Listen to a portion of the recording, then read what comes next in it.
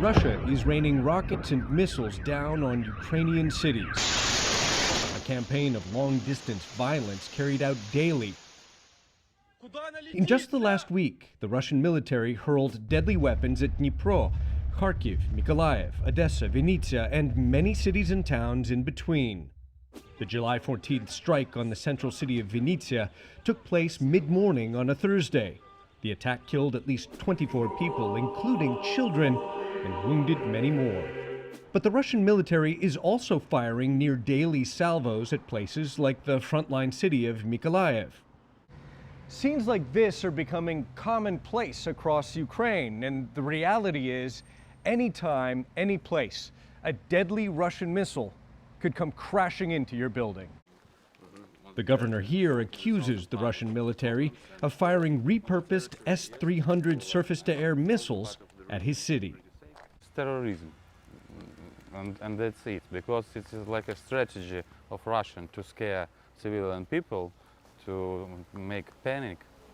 In recent days, missiles hit a hotel, a hospital, 2 universities, and this elementary school.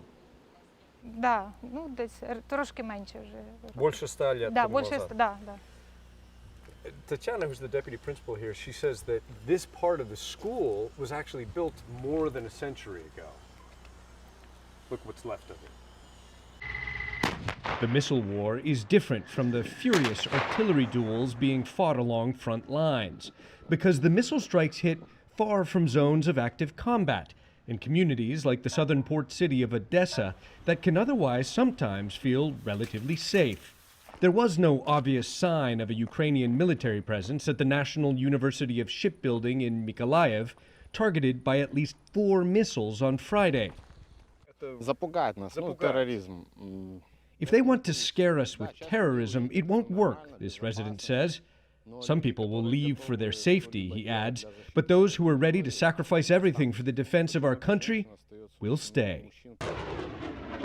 Ukraine is carrying out its own devastating long-distance strikes with the help of long-range weapon systems provided by the U.S. and other Western allies. Repeatedly pounding what Kyiv claims was a Russian ammunition depot in the Russian-occupied town of Novokhakovka this month, an attack that Moscow claimed killed at least 6 and wounded many more. Those lucky to survive left to pick up the pieces, victims of a vicious war with no end in sight.